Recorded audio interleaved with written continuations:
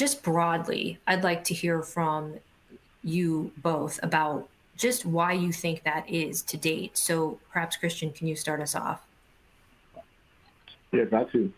Uh, again, from a sourcing perspective, I think what we've experienced, right, is scalability is an issue on the small side, right? On the startup side, a lot of our reagents that we use, we buy way more than we need, and again, suppliers have to meet their requirements as well, right? But I think, as personalized cancer vaccines becomes kind of a bigger kind of area of focus for companies, I think we're going to have some concerns or issues to address on scaling down the process. I think from a manufacturing perspective, I think it's company dependent. I mean, us at NTX, we've developed an end-to-end process, that can output anywhere from 5 mg to 500 mg in a week. And, in terms of scalability, all we need to do is put more machines on the floor. So it's a very flexible system that can easily be scaled up, as well as scaled down. So I think, again, from a manufacturing process, I'm not concerned with scale. I think the solutions are coming out that will address that concern.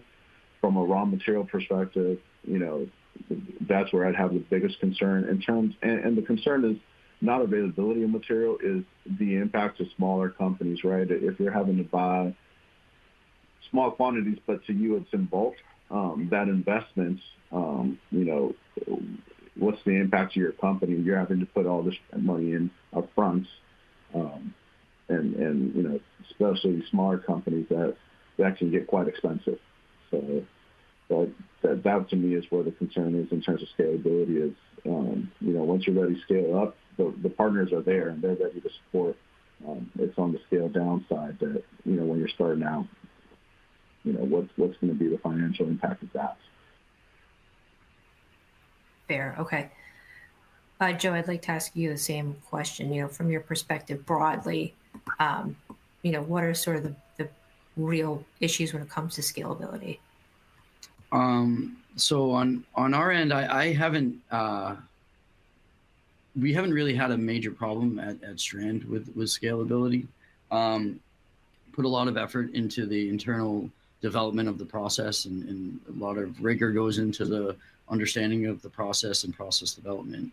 And again, the analytics, you can't do iterative process development without having a robust set of analytics and assays and a suite of assays to ensure what you're changing as you do iterative development and change that process.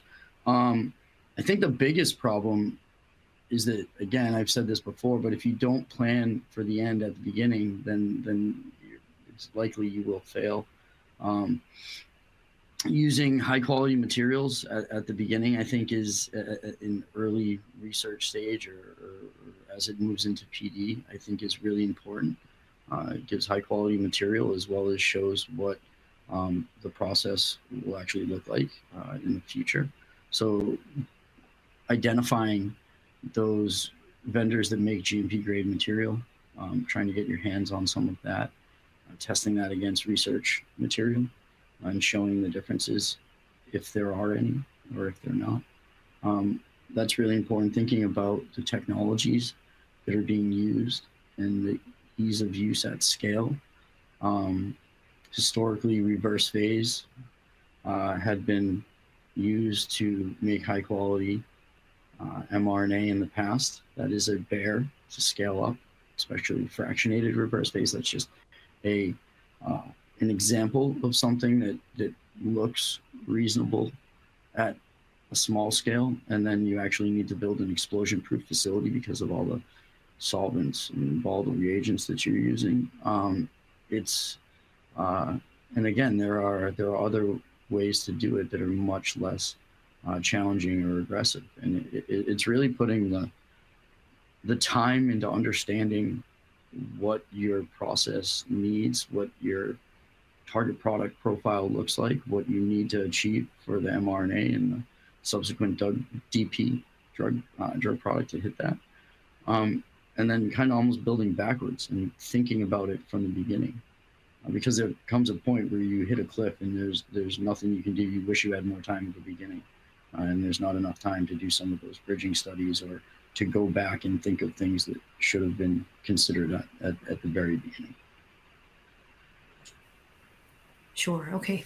And sorry, just to add one more there, Of course. Joe kind of reminded me also, I think on the QC side, it's really sampling volumes is something to consider as well. You know, we've done a lot of kind of partnering with other companies to kind of, you know, share knowledge and understand kind of their approach to production. And one thing I think we've discovered is that, you know, ensuring you're not generating material just for the purpose of sampling and analytics, you know, it's a challenge for a lot of people. And so we at NTX have put kind of a significant deal to really driving our sample requirements down. And I think that's been something that's been highlighted by our partners as like a major success for us and something that they're like targeting and struggling to achieve as well. So I think from scalability also is, you know, especially as personalized cancer vaccines, again, that's going to be a big focus for us, and the volumes are very small. How do we ensure our sampling volumes also remain very small and that we're not having to generate excess material just for the purposes of QC testing? Good. Thank you. Yeah, and I think volumes play a part into that as well, right? I mean, you can look at some of the like things that increase as you scale are intermediate hold times, right? Like some of your volumes, just you're not capable of doing the same thing in the same amount of time. A process in your own shop to make 5 milligrams might take 2 or 3 days, whereas in a, you know, if you have to go up to 5 grams, for instance, the volumes that you're working with and getting it up to temp if you're storing it, you know, either frozen or overnight at 2 to 8.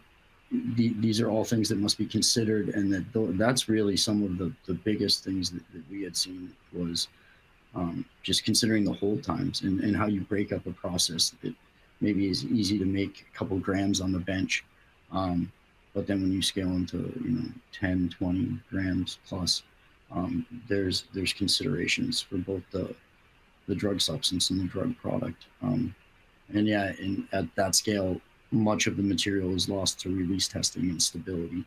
There is definitely a forward thinking that needs to be done in planning out the sample testing and the plan for it all. It does certainly take up quite a bit of material.